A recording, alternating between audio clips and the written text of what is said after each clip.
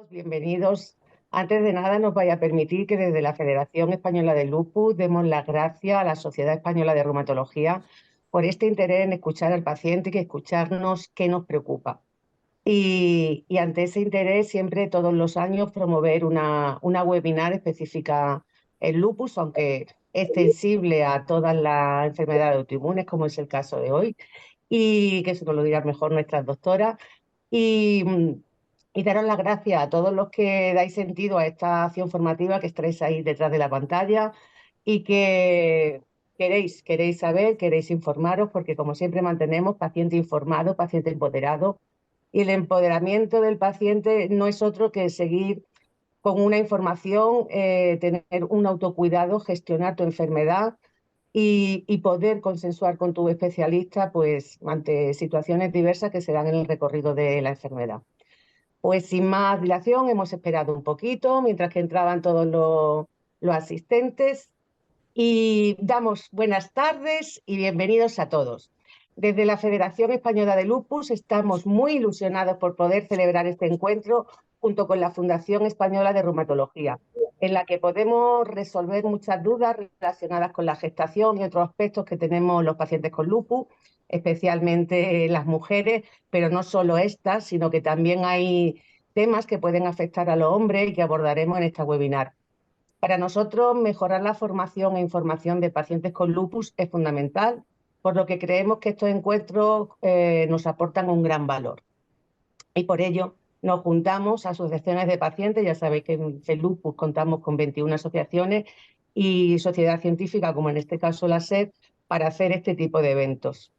Paso a presentar a las expertas que hoy nos acompañan y que nos van a ayudar a abordar determinadas problemáticas relacionadas no solo con la gestación y el embarazo, sino también con la anticoncepción, algo que a nuestras jóvenes con lupus les preocupa mucho porque se sienten un poco perdidas. Oyen información por un lado, información por otro, la que le dice su doctor, la que le dice la ginecóloga. Entonces hoy vamos a intentar aclarar todas estas dudas que tenemos al respecto.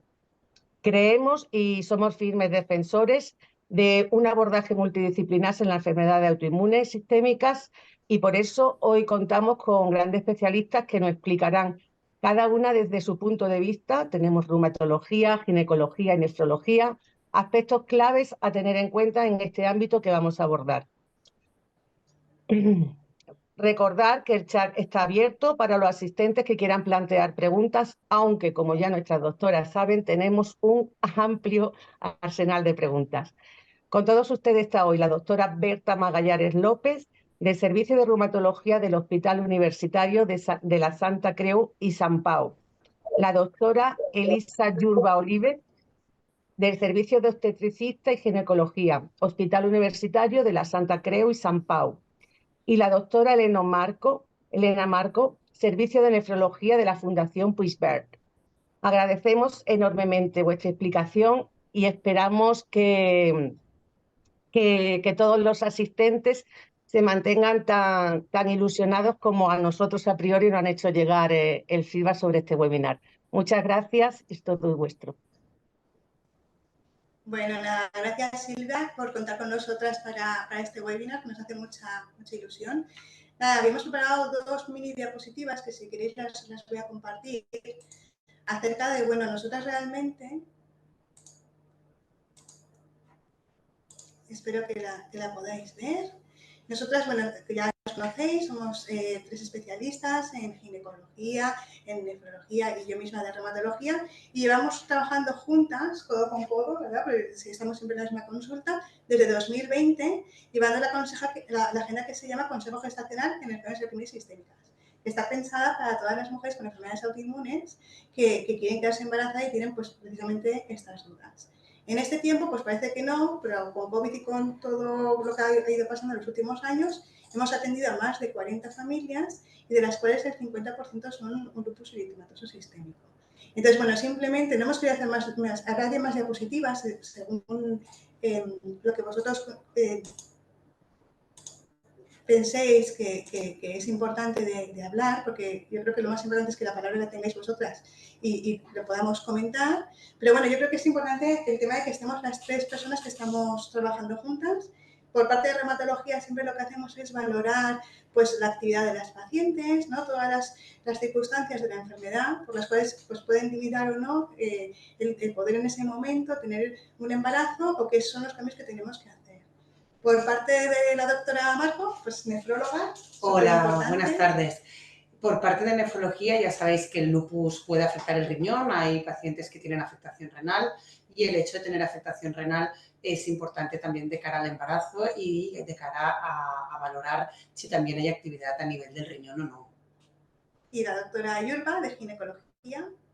Hola, buenas tardes a todas. Es un placer estar aquí. Muchas gracias, Silvia, por organizar esta webinar. Creo que, como decían mis compañeras, es muy importante que abordemos pues, los problemas reproductivos en general, ¿no? Que tienen las mujeres con enfermedades inmunes sistémicas de forma conjunta, ¿no? Con todos los profesionales a la vez. Y eso es lo que es el modelo que tratamos de explicar a nuestras familias y, bueno, y hoy a todas vosotras. O sea, que estaré encantada de poder ir ayudando a contestar las preguntas que tienen las participantes. Y Silvia, pues no sé si queréis empezar con el tema que consideréis más oportuno, ir comentando las dudas que tú has ido recogiendo. Sí, si os parece bien, voy a empezar a plantear las preguntas y nos vais respondiendo según consideréis oportuno cada especialista. Empezamos por la anticoncepción, que es el primer grado que nuestras jóvenes nos preguntan, y es que en general no saben muy bien qué método anticonceptivo es más seguro para las mujeres con lupus, con LES. ¿Hay alguna Sí, contraindicación? a ver, el lupus, claro, depende de si existen anticuerpos antifosfolípido o no, y si hay antecedentes o no de trombosis, ¿vale? Pero para no hacernos un lío, la recomendación es usar siempre anticoncepción que no lleve estrógenos, ¿vale? El estrógeno es la hormona femenina que sí que se relaciona con un riesgo trombótico, ¿vale? Y es ahí donde tenemos que ir con cuidado, ¿vale? Entonces, en general, iremos a tratamientos que lleven solamente la otra hormona, que es la progesterona, que hay en forma de pastilla o en forma de implante. Ambas opciones son seguras y se pueden usar en las mujeres que tienen lupus, ¿vale? Si vamos ese tratamiento se considera seguro en cuanto a no hay riesgo para la enfermedad, pero no es el método anticonceptivo más fiable 100%, ¿vale? Entonces, si tenemos alguna paciente que realmente necesitemos que en este momento no se quede embarazada por el tratamiento que lleve o bien por la situación de su enfermedad, iríamos a un tratamiento, a una anticoncepción de de mayor eficacia o eficacia prácticamente de 100%, ¿vale? Que serían los métodos de dispositivos intrauterinos, ¿sí? Que es el DIU de toda la vida, que puede ser o sin progesterona o con progesterona. La diferencia, la que lleva progesterona nos va a evitar sangrados abundantes. El DIU siempre, el clásico DIU que no lleva tratamiento hormonal, te provoca más sangrado. Entonces, si tú eres una paciente que llevas por algún motivo, algún fármaco que te aumenta el sangrado, o bien ya eres una persona que sangras mucho o ya sangras bastante en las reglas, te recomendaríamos el DIU con hormona, porque solamente actúa a nivel local, evitando este sangrado más excesivo. Y sobre todo lo recomendamos a mujeres que han tenido hijos, ¿vale? Porque es más fácil de poner cuando tu útero ya ha aumentado, ya ha tenido un bebé, ¿vale? Pero también hay dispositivos más pequeños que incluso podemos poner en mujeres que no hayan tenido hijos.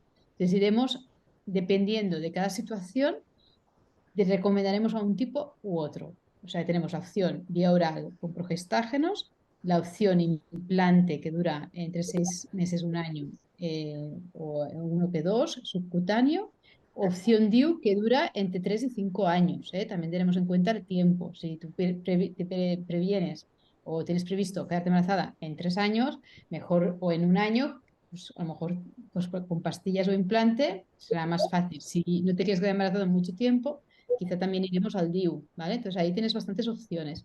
O sea, son prácticamente las mismas opciones que tiene cualquier mujer que no tiene el lupus, o sea, que tiene pastilla, tiene implante o tiene dispositivo intrauterino. Siempre nos quedarán los métodos de barrera, pero que estos fallan a menudo. Entonces, no sería la opción más prudente en el caso de una mujer con lupus que no desea embarazo. Entonces, doctora, nos podemos quedar que las personas que tienen lupus aún no hemos entrado en el SAF, las personas que tienen lupus, anticonceptivos que no tengan estrógeno, evitar los anticonceptivos que los tengan. Y cuando se tiene también el síndrome antifosfolipídico, ¿cuál sería el método a usar? Porque en este sentido nos ha llegado una pregunta que nos decía si es seguro el uso de anticonceptivos solo a base de progestágenos, como es Sí, Linda, en pacientes con síndrome antifosfolipídico en relación al serviría. riesgo asociado a trombosis. Lo que os he dicho sirve tanto si tienes antifosfolípido como si no, ¿vale? Porque el riesgo de trombosis solamente se asocia al estrógeno. Por lo tanto, ya lo hemos quitado de en medio con todo eso que os he dicho, ¿sí?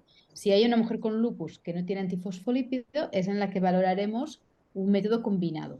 Pero con esos que os he dicho, tiene suficiente. Es decir, ante la duda, mejor utilizar un método solamente con progestágeno. Y tanto oral como parche da igual, Da ¿no? igual, da igual.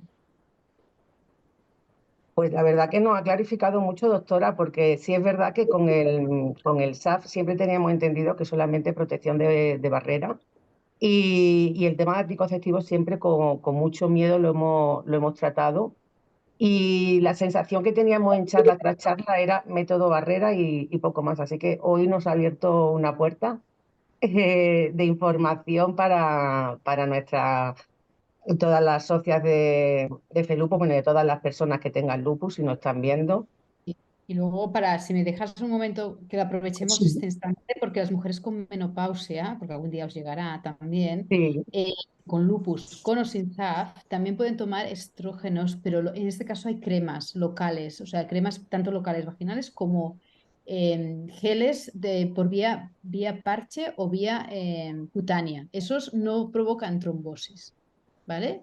Con lo cual también sería seguro utilizar tratamiento hormonal sustitutivo si quieren estas mujeres, ¿vale? Que no os lo prohíban por este motivo. Sí que no pastillas, pero sí por vía cutánea. Ese no está afectando, ese estrógeno no afecta a la trombosis, porque son dosis muy bajas y son por vía cutánea que no afectan a nivel hepático y por lo tanto no dan trombosis. Eso también está demostrado y hay estudios que lo dicen, ¿vale? O sea, aprovecho ya sé que es tema más reproductivo, pero que les llegará la menopausia también, entonces sí, también es sí, bueno, importante es aprovechar que es este una momento. pregunta de la que teníamos preparada, así que nos viene Ah, vale, fenomenal que vale. haya No, enlazado porque no así llega, no tenemos llega. ya otra pregunta contestada. Y de lo que es parte anticonceptiva, entonces vemos prácticamente que hemos entrado dentro de la normalidad de las personas que no tienen la enfermedad del lupus y simplemente tener en cuenta que nuestros especialistas sean conocedores y nosotros también de que los anticonceptivos no lleven estrógenos. La siguiente tramo de preguntas que tenemos es vitrificación de óvulos y esperma.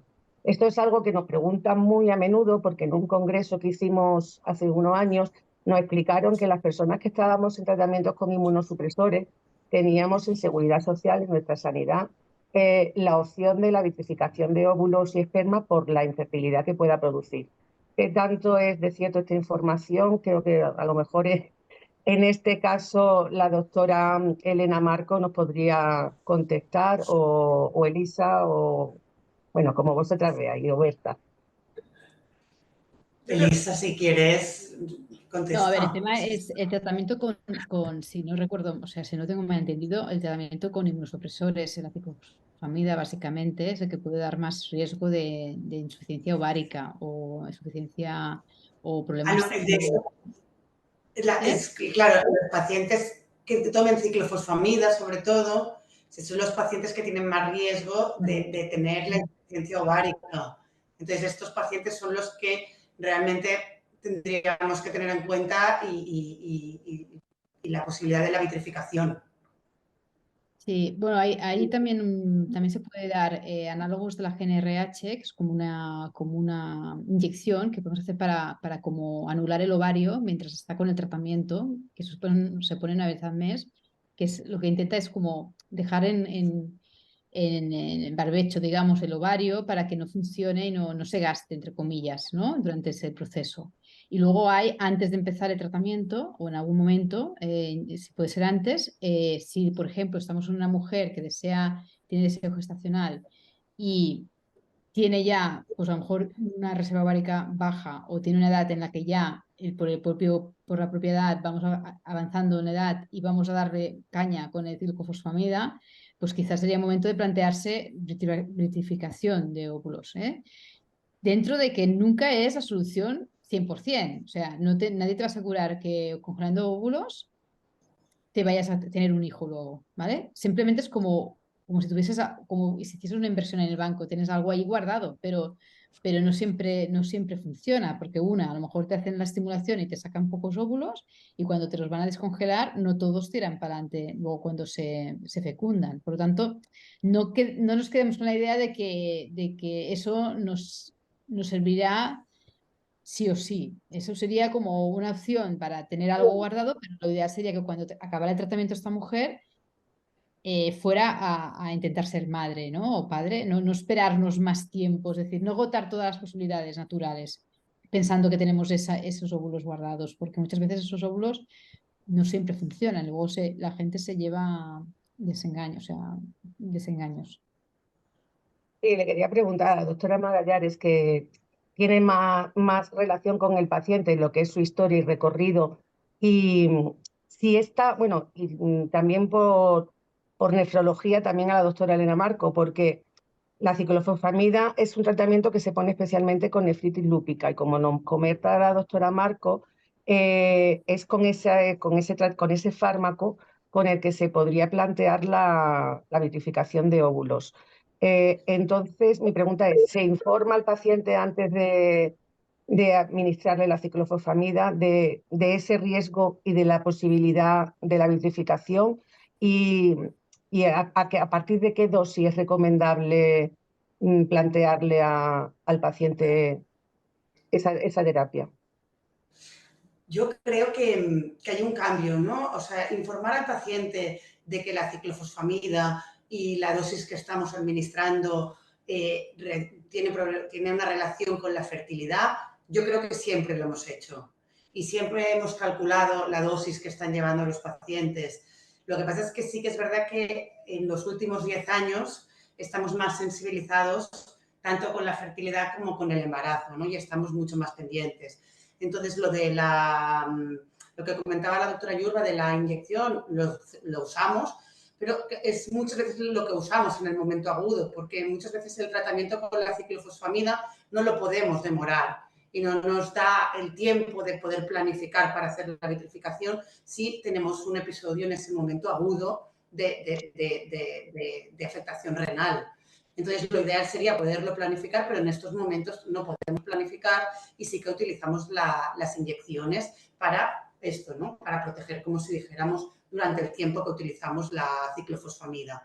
Después, siempre tenemos en cuenta la dosis. La dosis que solemos utilizar hoy en día es entre 3 y 6 gramos. Antes sí que teníamos menos herramientas y usábamos dosis más elevadas, pero ahora solemos utilizar estas dosis y hacer también las pautas de ciclofosfamida que hemos hecho.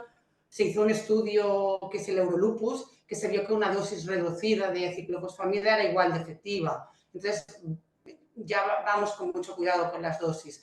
Y en el momento en el que no estamos en mitad del brote, allí, dependiendo de la dosis de ciclofosfamida y siempre los deseos de la madre y la pareja, tenemos que tener en cuenta y ofrecerles y explicarles, que es lo que intentamos hacer, la opción de la vitrificación.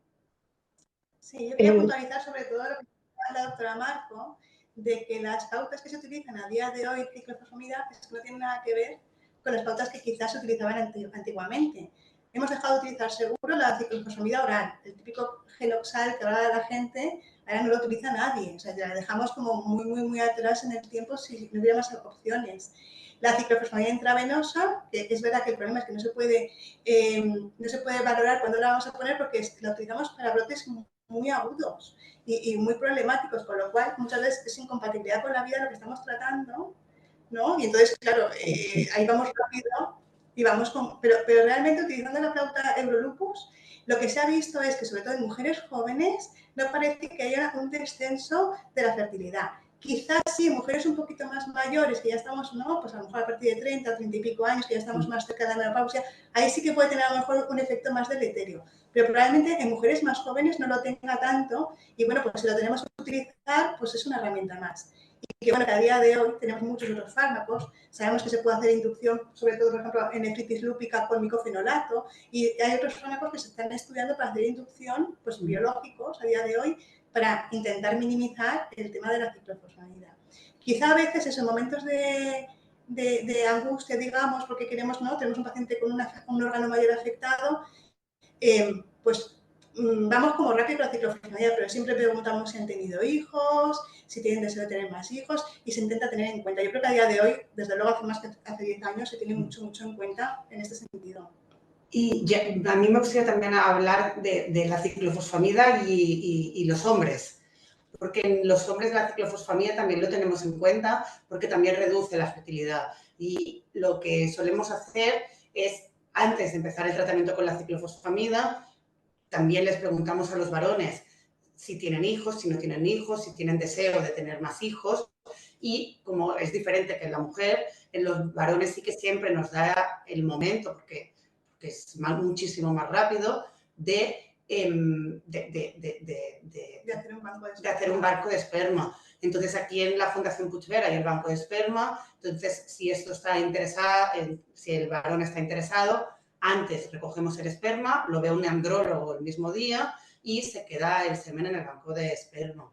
Y esto es una cosa que también, bueno, se tiene que tener en cuenta. Sí, precisamente iba a decirle que siempre hablamos de mujeres porque el 90% de las pacientes con lupus son mujeres, pero bien es cierto que están nuestros hombres, nuestros lupus masculinos, que precisamente por ello que también quisimos hacer el énfasis en la parte del esperma y no solo limitarnos a óvulos. Muchas gracias, doctora, por el apunte. Pues creo que lo que es en anticoncepción y vitrificación están todas las preguntas respondidas. Pasaríamos al ramo de la preparación al embarazo, que sabemos la recomendación que nos hacen nuestros reumatólogos, que es mantener por lo menos 6 meses a un año en remisión para poder hacer la búsqueda del embarazo, pero aún así nosotros tenemos muchas dudas, mucho miedo y mucha incertidumbre. Las pacientes sabemos que hoy ya sí se puede, que abiertamente, que ha sido un bulo un bulo, es que en su momento, hace 20, 25 años, sí se nos decía que no podíamos ser madres. Y bueno, pues hace eso, pues 15, 20, empezamos y hace unos años se sacó la campaña de Hoy sí se puede, para que a todas nos quedara conciencia de que hoy sí se puede. Entonces quería preguntarle, ¿son los procedimientos de reproducción asistida seguros y eficaces en el lupus? Porque ahí entra el tema hormonal, ¿no? Sí, aquí el tema hormonal es importante, sobre todo el tema del antifosfolípido, ¿no? Y el antecedente uno de trombosis. Un poco vamos a lo que hablábamos de los anticonceptivos. Claro, para hacer una técnica de reproducción asistida con óvulos propios, que es lo que normalmente las pacientes desean, vamos a estimular ese ovario con estrógenos, ¿vale? Y como las dosis, siempre se intenta utilizar la dosis mínima, pero evidentemente serán más altas que las de tu propio ovario, ¿no? Porque vamos a hacer una técnica que intentamos obtener el máximo de óvulos posible. Entonces ahí sí que tendremos que ir con cuidado dependiendo de eso, de si tienen o no antifosfolípido y si tienen o no antecedentes de trombosis. Si tienen antifosfolípido, lo que daremos es parina durante el proceso de estimulación y punción y seguiremos probablemente, bueno, no, seguro, seguiremos durante el embarazo. Y si tenemos antecedente de trombosis, tendremos que dar incluso dosis más altas de parina, ¿vale? Durante el momento de la estimulación. Pero aparte de eso, el proceso en sí y la posibilidad de quedarte embarazada, o sea, de éxito, son similares a una mujer que no tenga lupus, siempre y cuando está su función ovárica, su preservación ovárica es correcta, es decir, si tiene la cantidad de folículos que se considera que tocan. Claro, si vamos a mujeres que han tomado medicamentos que pueden afectar su calidad ovárica, entonces a lo mejor tendremos dificultades para ese embarazo, para esa fecundación in vitro sea óptima o eficaz. Entonces tendríamos que ir a la ovodonación, ¿no? Que el problema es que muchas pacientes, entre una cosa y otra, se encuentran ya en edades avanzadas, es decir, más de 40, 38, 40 años, entonces ni que tengas el lupus ni que no lo tengas, es decir, estaremos en una situación en que la fecundación in vitro puede ser difícil con óvulos propios que funcione. ¿Vale? Entonces, esto también es un tema de conocimiento general social, ¿eh? Porque muchas mujeres ven señoras de 45 años que se quedan embarazadas pensando que es normal. No, no es normal quedarte embarazada a los 45 años y no es normal hacerte una FIP a los 45 años, serán óvulos de donante, no son óvulos propios, casi en el 100% de los casos. Por lo tanto, pensemos en quedarnos embarazadas por debajo de los 35 años, que es cuando nuestros ovarios y nuestro cuerpo están mejor preparado. Ahora, si por circunstancias de la edad, de la enfermedad o por otras circunstancias tenemos que ir a edades más avanzadas, pues más nos va a costar a una mujer con lupus o sin lupus. ¿Eh? Claro, sí, por eso este tema es muy interesante, especialmente para las mujeres con lupus, porque tienen que hacer una programación de lo que quieren en su vida, en su futuro, porque entre brote y brote y aguantar esa remisión se nos dificulta un poco que avance la edad para poder buscar un embarazo natural o con reproducción asistida. Es complicado. Muchas gracias, doctora. ¿Cuánto tiempo entonces debemos de estar en remisión para buscar un embarazo de modo natural o por reproducción asistida? ¿Se sigue Pues un bueno, la verdad, protocolo de actuación para evitar esos abortos que tenemos tan a menudo? bueno, ya lo has dicho tú, ya lo sabemos. En realidad yo creo que ya lo sabemos todos. La idea es mínimo 6 meses desde un brote grave.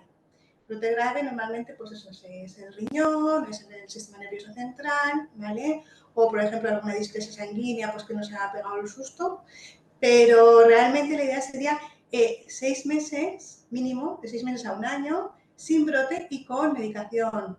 Que es una cosa que muchas veces yo me da miedo según cómo damos la información a las pacientes, porque yo creo que ni por un lado negar la oportunidad, porque no, estamos aquí para que todo pueda fluir y que la gente se pueda quedar embarazada, pero tampoco generar falsas expectativas. Entonces son 6 meses sin brote, pero con medicación compatible.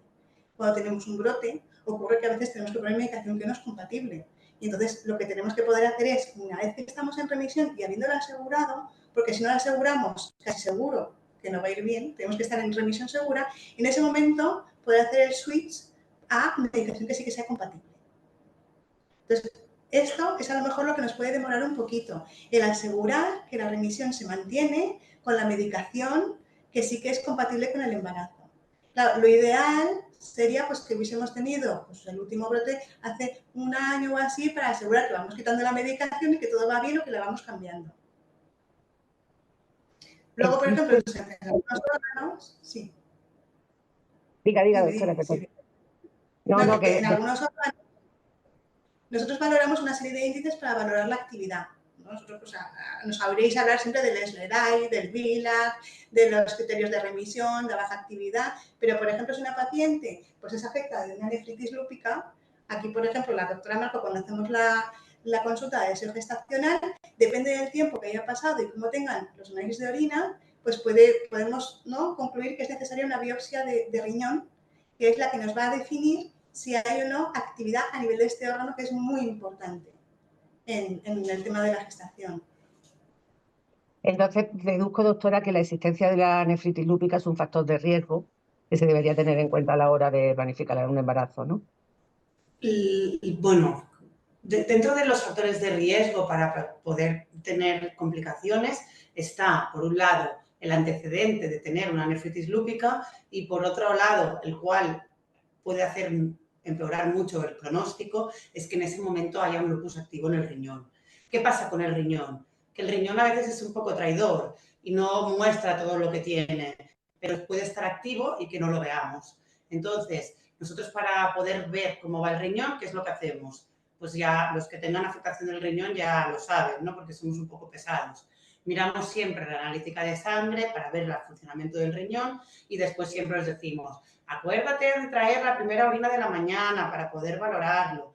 La primera orina de la mañana, ¿qué? No, vale. Hay una diapositiva que ha hecho la doctora Marco, que si queréis os la comparto. Entonces vemos la primera orina de la mañana y en la primera orina de la mañana lo que vemos es si hay proteinuria o no hay proteinuria. Más después, una orina que nosotros ahí recogemos en el momento, que lo que valora es si hay micromaturia o no. Entonces, lo que pasa está que los pacientes que han tenido lupus anteriormente, a veces nos hemos encontrado al hacer biopsias que hacemos al cabo de un tiempo que realmente hay muy poca proteína en la orina y la sangre también sale bien, pero que al mirar la biopsia del riñón vemos que realmente hay signos de actividad, ¿de acuerdo? Entonces, muchos pacientes, para poder estar seguros, porque cambia mucho el pronóstico después en el embarazo, nos gusta estar totalmente seguros de que realmente no hay actividad en el riñón. Esto ya hace bastante tiempo que estamos haciendo las biopsias cuando hay un deseo gestacional, antes de hacer el switch de medicación, y hemos encontrado casos en los cuales la analítica estaba correcta, pero después nos hemos encontrado con una biopsia con signos de actividad, con la cual cosa como el pronóstico después nos puede cambiar, nosotros somos partidarios de plantearlo. Después cada caso se tiene que individualizar, porque si hay mucho riesgo, porque tiene un SAF y tiene riesgos de sangrado, cada caso se tiene que individualizar, pero sí que nos gusta pensarlo y valorarlo y, si se puede, hacer la biopsia antes de la gestación. Que existen factores de riesgo que nos ayuden a predecir futuras complicaciones materno-fetales y así estimar el riesgo materno-fetal. ¿Cuáles son? Bueno, vamos a compartir otra. Es que justo me acababa de preguntar si compartía la otra diapositiva que hablaba de esto y le había dicho que no. Aquí la ponemos. Los factores de riesgo son estos que veis en la pantalla. Entonces, hay factores que no podemos cambiar, como la edad de la paciente tiene la edad que tiene, eso no va a estar en nuestra mano, pero sí que también hay cosas que podemos variar, como el peso, el consumo de tabaco, el consumo de alcohol, tener la tensión arterial bien controlada. Estas son cosas que sí que nos permiten jugar y vosotras también podéis actuar sobre estos factores. Y después, desde el punto de vista del riñón, vemos esto, ¿no? La proteinuria que haya y sobre todo la actividad que pueda haber en el riñón. Vale. Porque, ¿cuáles serían los fármacos que tenemos que tener en cuenta que hay que dejar antes de la búsqueda de un embarazo en personas con lupus?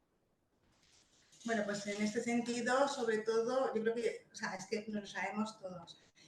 También, mira, os voy a compartir también una diapositiva que nos va a ayudar a verlo de una forma muy rápida, ¿vale? Sobre las recomendaciones que tenemos del ACR, que están muy bien. Entonces, mira, quiero empezar por los hombres, ¿vale? Porque aquí podéis ver los que se mantienen, que es recomendable mantenerlo. Y es recomendable mantenerlos porque además nos aseguran que no haya una actividad de la enfermedad cuando vayamos a hacer intentar la gestación. Entonces, bueno, son muy parecidos los de los hombres y las mujeres, teniendo en cuenta que lo que no se puede poner es, o sea, no hay que tener el cuidado de la gestación y el paso transplacentario.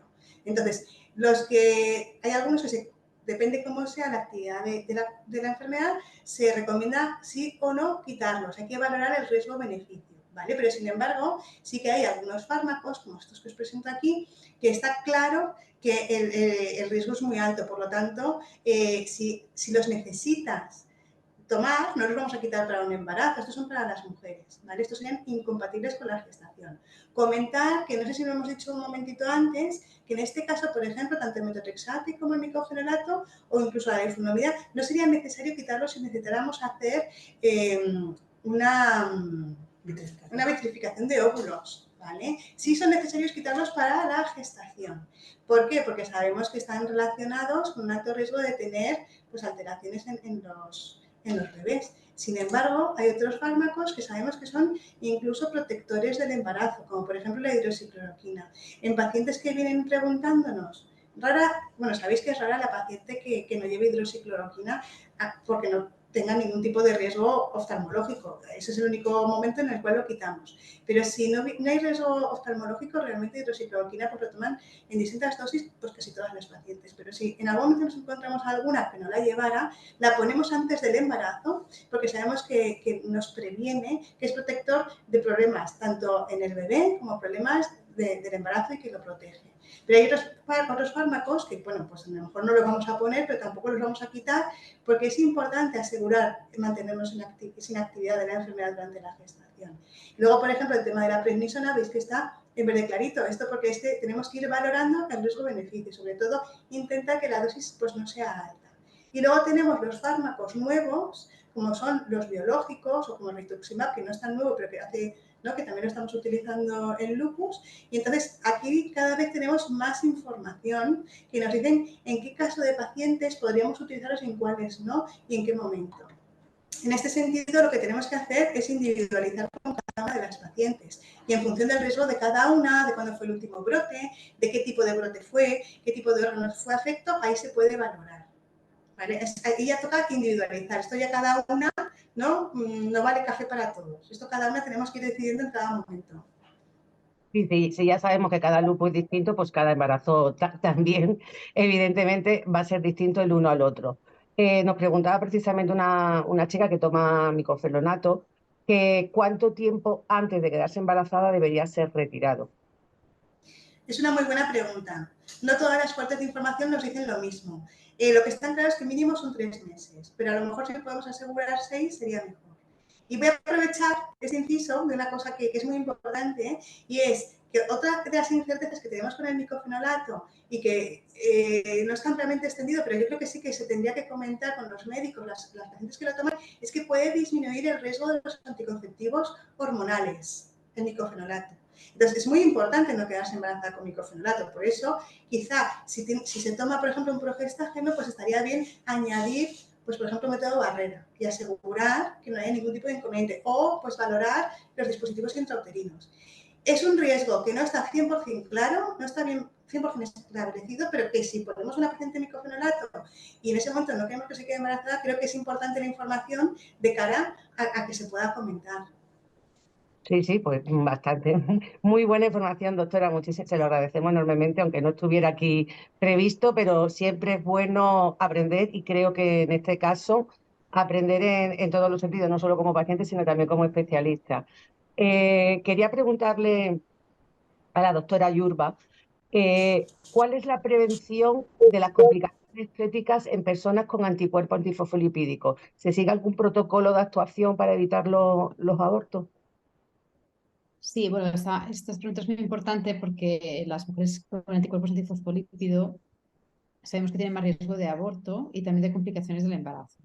Entonces, esto se puede reducir al 80% y prácticamente no vemos ya estos problemas si hacemos una profilaxis adecuada anticoagulante, ¿vale? El tratamiento normalmente es con dosis profilácticas, es decir, con dosis que no son anticoagulantes, sino con dosis que evitan una cierta coagulación de la sangre, que ya es normal en el embarazo, pero que nos va a prevenir que se formen coágulos en la placenta y que provoquen pues, este aborto o bien que más adelante durante el embarazo, si es que progresa, nos pueda dar problemas de placenta, como puede ser la preeclampsia o restricción de crecimiento del intrauterino del bebé.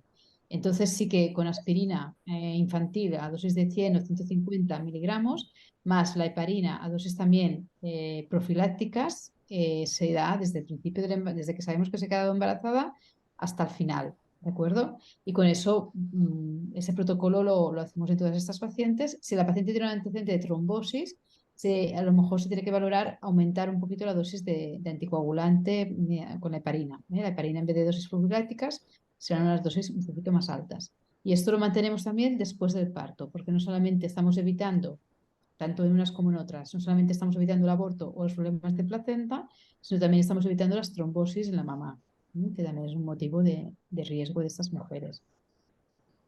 Muchas Y gracias. aparte de esto, lo que hacemos nosotras es llevar este embarazo de forma conjunta con la doctora Marco, la doctora Magallares y conmigo misma, en la cual hacemos controles del embarazo un poco más exhaustivos para prever cualquier complicación, tanto de su propia enfermedad, de riñón, como puede ser del embarazo, ¿no? Entonces pues, hacemos analíticas más frecuentemente, controles del riñón y además controles del bebé, ¿no? Mediante ecografías.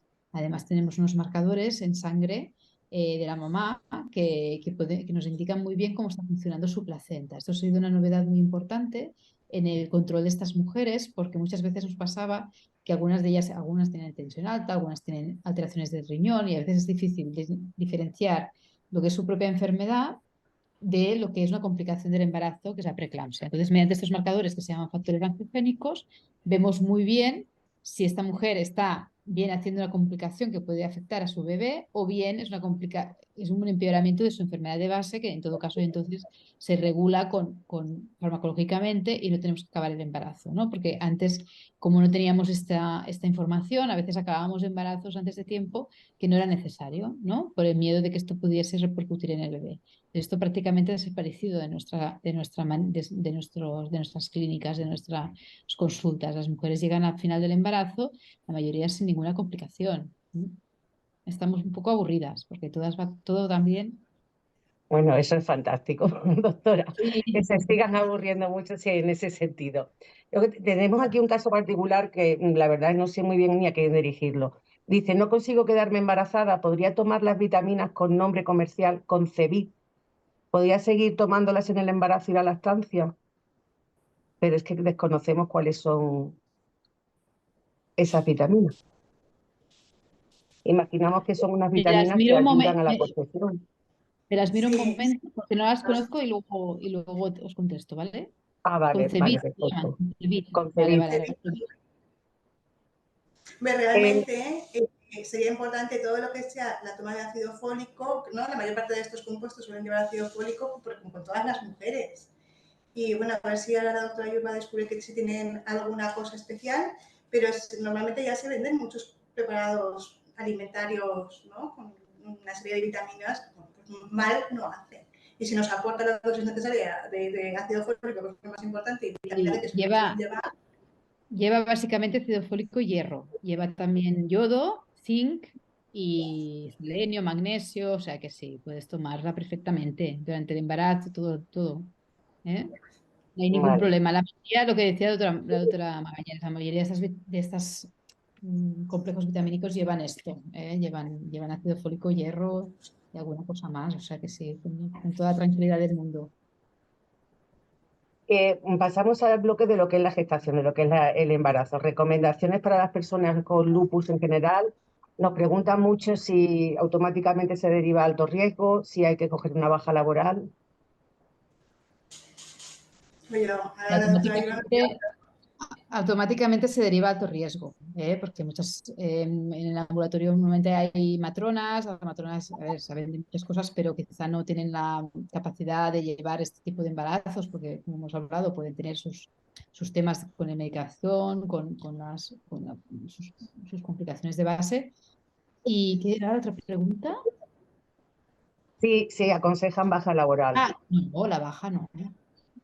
A ver, si quiere coger la baja, nosotros le damos la baja, pero en principio no hace falta. En principio no hace falta. Siempre y cuando su trabajo es un trabajo, digamos, normal. Ahora, no sé, trabajos ya más complicados, pero si no, sí. Si vemos en el transcurso del embarazo que hay algún problema, pues evidentemente, pero de entrada no, de entrada es un embarazo normal. Lo único que tendrá que hacer es llevar un poco más de control y tratamiento, que hemos estado hablando, pero ya os digo, la mayoría llevan normal, van todo bien. Ujú. ¿Y cómo podemos diferenciar los cambios fisiológicos del embarazo de aquellos producidos por una reactivación lúpica, por el lupus? ¿Cuál es el Pues mira, tratamiento de la reactivación lúpica toma, durante la gestación? pues a veces es muy difícil, porque, por ejemplo, yo he visto mucho embarazadas que empiezan a tener dolores por todas partes, pero porque a las embarazadas les puede doler por todas partes. Entonces, claro, ahí lo que tenemos que conseguir es tener una visita más o menos temprana en la cual podamos hacer una revisión y, hombre, pues si vemos una artritis, si fuera que no me ha pasado nunca, la verdad, pero que si vemos que hay una artritis, pues en ese momento, es el momento de tratarla, pues depende del momento gestacional en el que estemos, de una manera o de otra. Si es una erupción cutánea, normalmente aquí también tenemos un servicio de dermatología que es excepcional, y entonces yo lo envío rápidamente al servicio de dermatología para que nos digan si es pues, un cloasma del embarazo o alguna erupción que no tiene nada que ver, ¿no? Que se pueden tener, o si tiene algo que ver con una reactivación lúpica de la piel. Entonces, en verdad, unas normas para decir esto sí y esto no es difícil. El límite es muy complicado, yo creo que ahí lo importante es tener un acceso rápido. Rápido significa en una semana. Rápido quiero decir, porque luego todas las mujeres que se han embarazado sabemos lo que es y estás embarazada y todo es un agobio en un momento dado y tal. Pero un acceso más o menos rápido, que el reumatólogo, pues desde que te pasa algo, el reumatólogo, o si es una cuestión de nefrólogo, el que sea, pues te pueda valorar y en ese momento, oye, mira, tranquila, que no es nada, esto te pasa a todas, tranquilidad, pues puede ser algo y en este caso vamos a hacer esto y lo otro. Yo creo que ahí lo necesario es la valoración por el médico. Nosotros, desde el punto de vista del riñón, cuando van a la visita, los vemos de forma conjunta, la doctora Yurba y nosotras. Entonces, en cada visita miramos tensión arterial para asegurarnos que la tensión arterial está bien, miramos que no haya edemas. En las analíticas que vamos haciendo, añadimos también la proteinuria para ver cómo está, añadimos el sedimento para ver también cómo va. Y aparte de esto también, bueno, y la función renal, lógicamente, y también añadimos el complemento y el anti-DNA durante todo, bueno, no cada vez que hacemos la visita, pero sí de forma periódica, y más la ecografía que realizan. Entonces, juntando y los factores angiogénicos que también comentaba la doctora Yurba. Entonces, individualizando cada caso y mirando el conjunto de todo, pues allí nos ayuda a discernir una cosa de la otra. Sí. En pacientes que la gestación va bien y no hay ningún tipo de problema y no se manifiestan porque no tienen ninguna manifestación clínica, aparte de hacer las consultas de alto riesgo, sería como muy importante o, bueno, recomendable hacer una valoración de la actividad de lupus mínimo trimestralmente, o sea, una vez cada trimestre. Y luego ya en el puerperio. Parece, doctora, que me ha leído la mente, porque iba justo a preguntarle, con las palabras de la compañera, iba justo a preguntarle cada cuánto tiempo era recomendable hacer visita a una persona con lupus al margen de la consulta de alto riesgo. Hablando pues sí, básicamente, ¿con manifestaciones o trimestralmente? Lo que pasa es que es esto, lo hacemos todo junto en el mismo momento. Qué bien organizado estáis, eso sí es una unidad. Enhorabuena. La nefritis lúpica es una de las manifestaciones clínicas más frecuentes durante la gestación, o por lo menos por lo que nosotros tenemos entendido. ¿Cómo se debe abordar para intentar evitar pérdidas fetales u otros problemas? No sé si he entendido la pregunta. Nosotros tenemos entendido que la nefritis lúpica es la manifestación clínica más frecuente durante la gestación cuando se despierta un brote. Entonces, ¿cómo se debe abordar para intentar evitar pérdidas fetales u otros problemas? Lo que pasa es, ahora he entendido la pregunta. Lo que pasa es que desde que intentamos planificar el embarazo y asegurarnos que no hay actividad antes del embarazo, realmente no es frecuente tener un brote en el embarazo. Si estamos con actividad y realmente no la hemos controlado, entonces sí que podemos tener problemas y podemos tener pérdidas fetales. Pero para poder evitar esto, el plan está en lo que hacemos, en planificarlo previamente al embarazo y asegurarnos, con lo que hemos dicho anteriormente, que no haya actividad en el riñón. Y realmente, si estamos seguros de que no hay actividad en el riñón, las complicaciones no tenemos por qué tenerlas. Y si se tienen, se tratan. Exacto. O sea, como le puede pasar a cualquier persona, pero no es una cosa habitual. Y con los controles que vamos haciendo durante toda la consulta, a la mínima se empieza el tratamiento, pero realmente planificando es posible. Y se minimiza mucho la pérdida y se minimizan las complicaciones que podamos tener. Por eso nosotros en nuestra práctica hablábamos antes de la biopsia pregestacional, que claro, es una biopsia, yo entiendo que es un rollo, ¿no? Pero realmente te minimiza justamente esto. Pues nos ha quedado antes, porque teníamos una pregunta que eran: ¿existen evidencias sobre cómo manejar el control gestacional de una mujer con LES? En su caso, al ser la unidad multidisciplinar y estar compenetrada en nefrología, reumatología y ginecología, pues la verdad es que nos ha quedado muy claro. Pero, ¿cómo debería de ser? ¿Cómo se recomienda? ¿Se deben de hacer pruebas complementarias? ¿Qué pruebas serían estas? ¿Con qué frecuencia? ¿Nos podrían contar cómo actúan, por ejemplo, en su consulta tras una persona con lupus embarazada? Embarazada, pues Elisa, no sé si quieres... No, si Ay, ya está embarazada. perdonar, es que no he oído las preguntas que me estaban dando por otro lado. Es que dentro de ¿Cómo, nada ya... cómo hacemos o sea, cuando una paciente que tenemos en la consulta nos dice que está embarazada, lo que hacemos es remitirla automáticamente a la consulta de alto riesgo. Y una vez ya entra dentro del circuito de la consulta de alto riesgo, ¿Qué es lo que hacemos de seguimiento?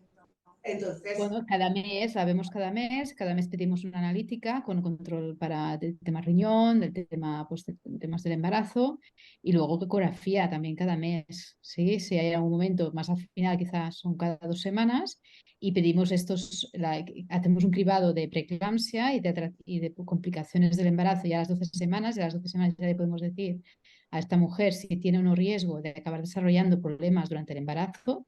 Lo más normal es que salga bajo riesgo, pero bueno, igualmente vamos a darle la aspirina y la heparina en la mayoría de ellas.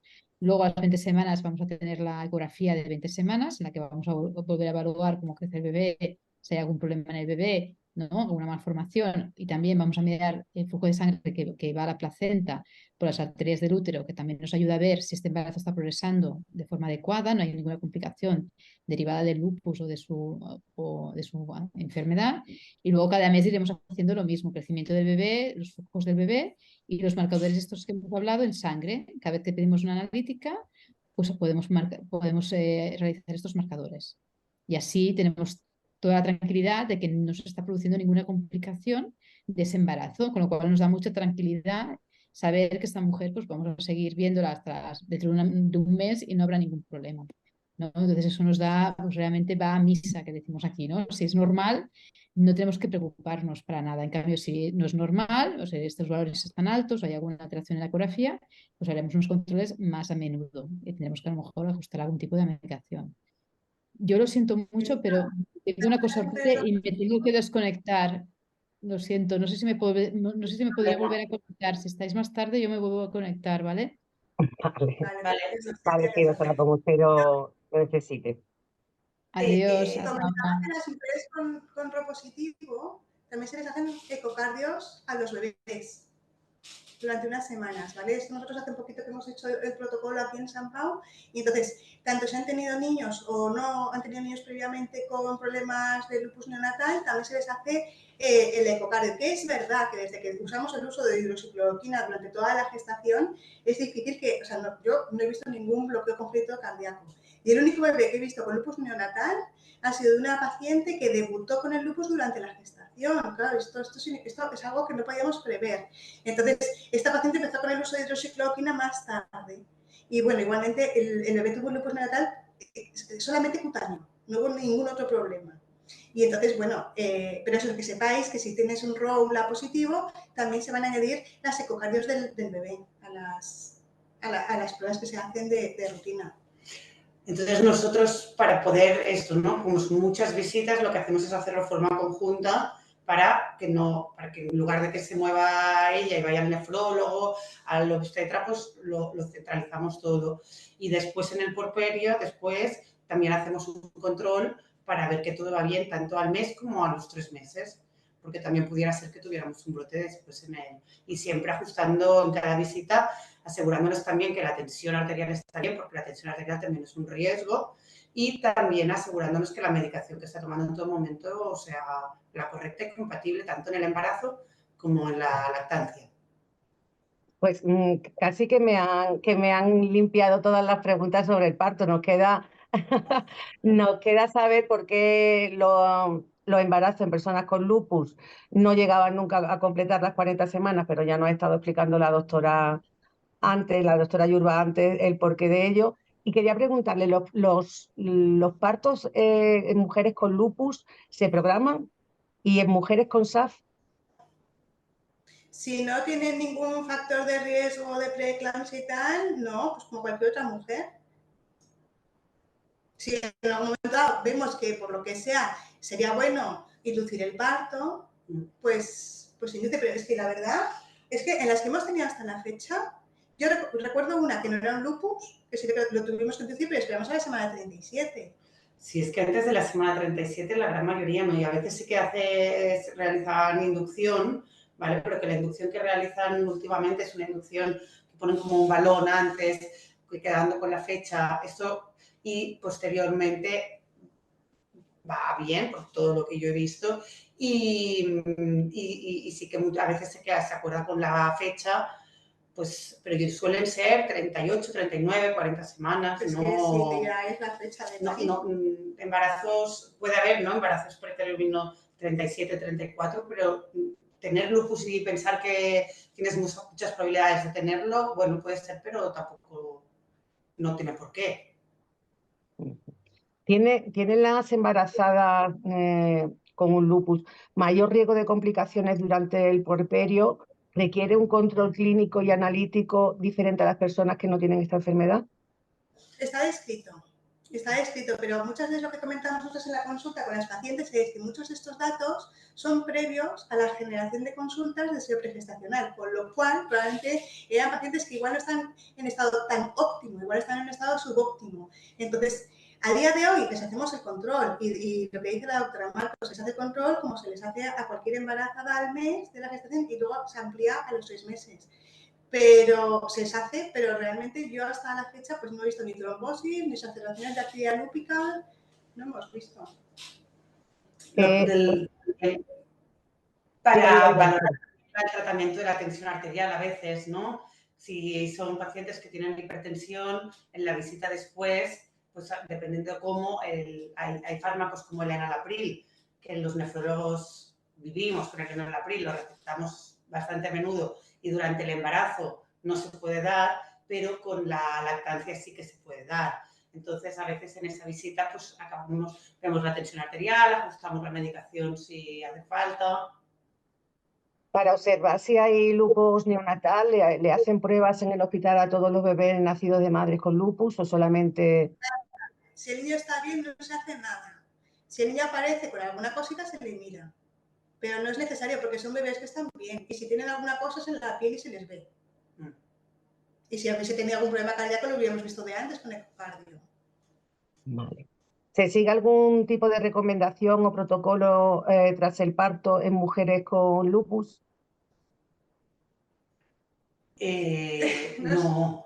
En principio, el protocolo es si es parto vaginal o si es cesárea, los días que se tengan que quedar en el hospital. Si todo ha ido bien, les dan el alta y después programamos los controles que estábamos comentando posparto. Pero no tenemos que tener complicaciones. Vale. Empezamos con el tema de la lactancia. Y si hay una complicación, pues lo arreglamos, quiero decir, no... Arreglamos. Intentamos. Vale. En el tema de la lactancia, ¿hay alguna recomendación especial en mujeres con lupus? ¿Pueden dar el pecho sin problema? ¿Cuánto tiempo es recomendable? Vale, el tema de la lactancia depende de las medicaciones, eso es el único problema. Si tenemos que reintroducir por lo que sea alguna medicación que no sea compatible, ese es el problema. La página elactancia.org, que es la que utilizamos todas para mirar siempre el tema de los fármacos, y luego es individualizar.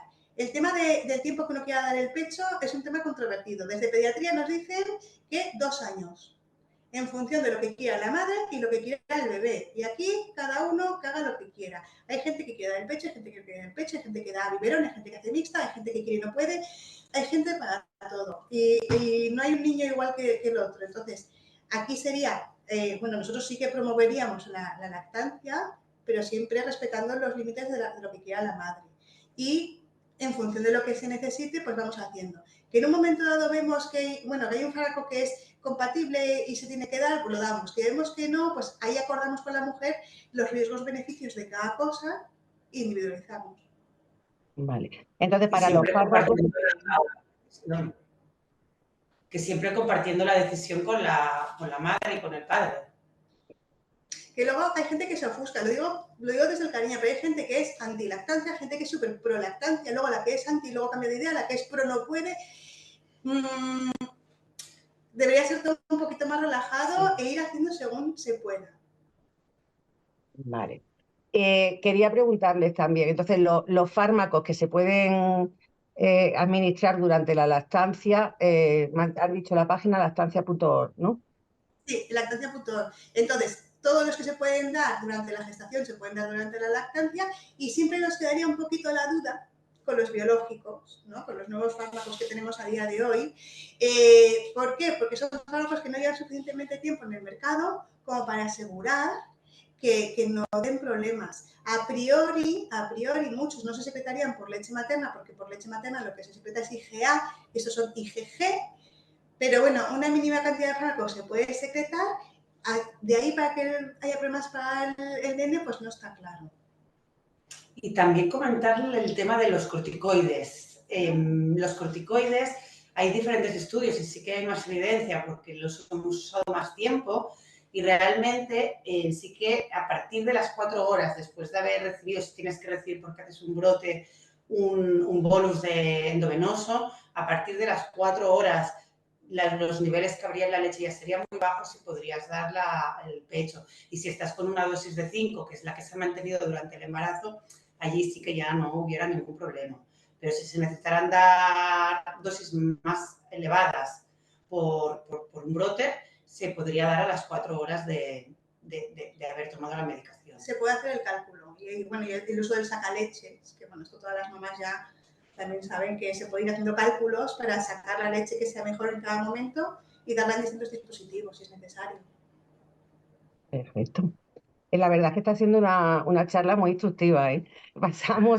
Teníamos ahora lo de la menopausia, pero como la doctora ya nos adelantó, yo lo recogí para cuando llegara el momento, que eran estrógenos en geles, vía parche o cutáneo, o sea que no nada oral, pero sí se pueden tomar pequeñas dosis, tratamientos para la menopausia con estrógenos que sean en gel, parche o a modo cutáneo simplemente. Recomendaciones en personas con lupus y menopausia, deducimos que también son dentro de las mismas que para cualquier otra mujer. Lo que pasa es que sí nos queda aquí una duda. A una paciente se le hizo un desencadenante de lupus subclínico a raíz de su menopausia. ¿La menopausia es un riesgo de brote? Lo habitual es que no. O sea, luego ya para eso están los porcentajes y todo. Realmente, muchas veces, de hecho, lo que vemos es que al ir haciendo una bajada de estrógenos hay una disminución de la efervescencia. Pero estamos hablando de lo habitual. Luego ya, claro, cada persona hay que irla valorando. Pero habitualmente, personas que entran en la menopausia sin actividad se suelen mantener sin actividad. Otra cosa es que hubiese alguna actividad que estuviese por allí y, bueno, a veces, ¿no? Cualquier estrés biológico, incluso estrés físicos, pueden desencadenar brotes de las enfermedades clínicas que tiene uno, pero no solo el lupus, cualquier otra enfermedad. Yo siempre digo a las pacientes, si tú tienes una psoriasis y te da un susto, te puede salir una psoriasis, no te va a salir otra cosa. Si tú tienes un lupus, a tu cuerpo le va a dar por un lupus, evidentemente. Pero lo habitual es que si entran en la menopausia sin estar activas, pues tampoco tienen por qué desarrollar ningún otro problema. Es que estoy mirando las preguntas porque lo que son las preguntas a priori que recibimos están todas contestadas, pero si Ana nos puede echar una mano y decirnos si ha habido preguntas en el chat, porque todas las que tenemos demás son casos más particulares y creemos que están todos contestados a nivel general.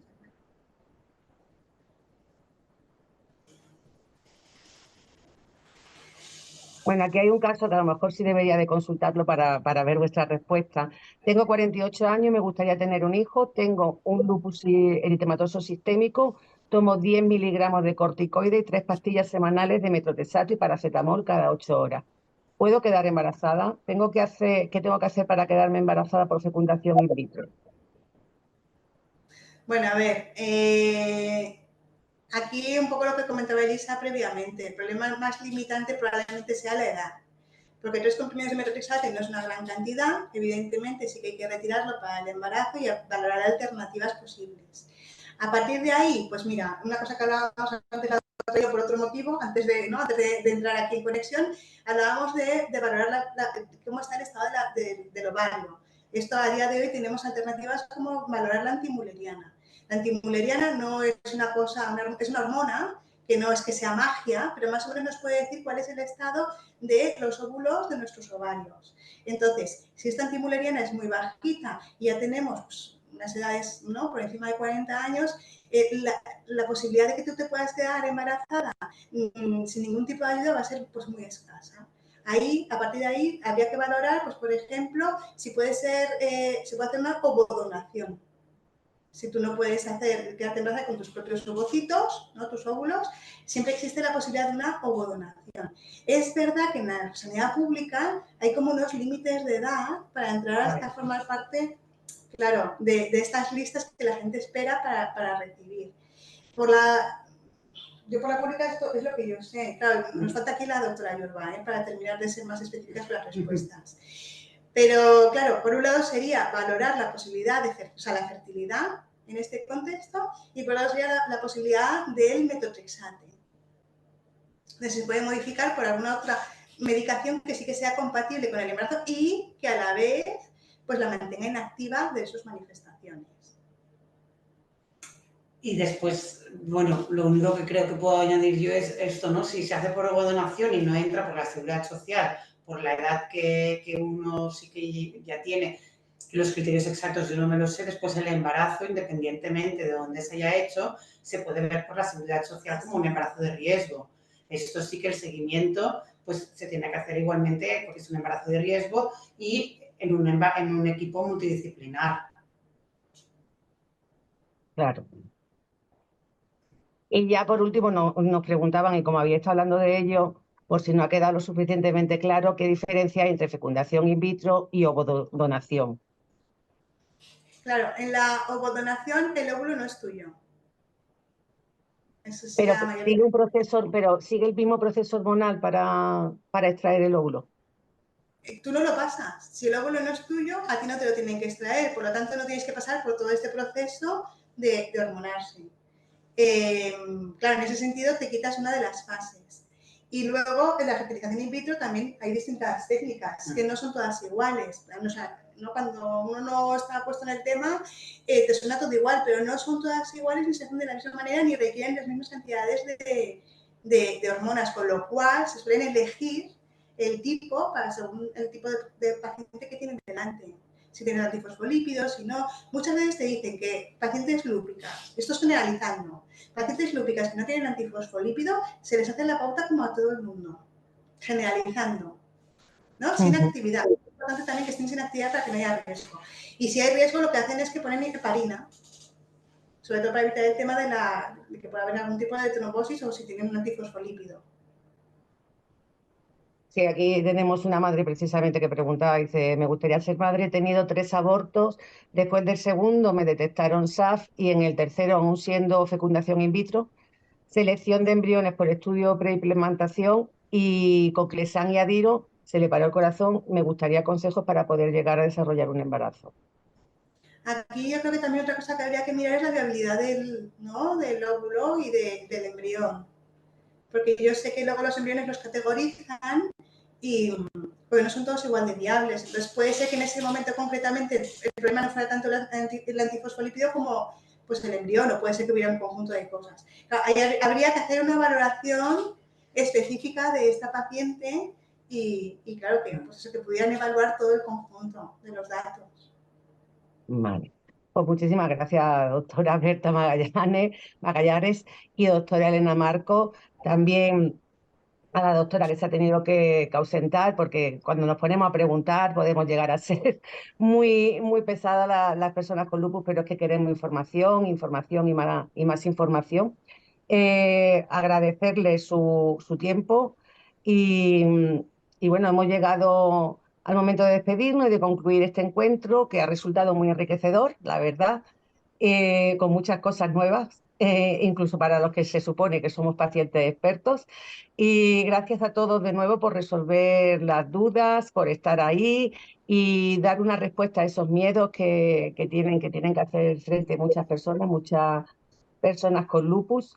Y a los asistentes nos gustaría recordaros que si alguien necesita información fiable sobre el lupus, podéis acudir tanto a las páginas de web de felupus.org o de inforeima.com. Esperamos poder seguir organizando este tipo de encuentros porque nos ayuda a seguir mejorando la formación de los pacientes y con ello el autocuidado y la adherencia. es un básico entre especialistas y asociaciones. Estamos encantados con vuestra manera de explicaros y hacérnoslo ver tan sencillo y tan dentro de la normalidad. Nos abre esa esperanza que ya llevamos unos años con ella, y darles la enhorabuena por su unidad, darle las gracias y que sigan así. Gracias de verdad y hasta la próxima.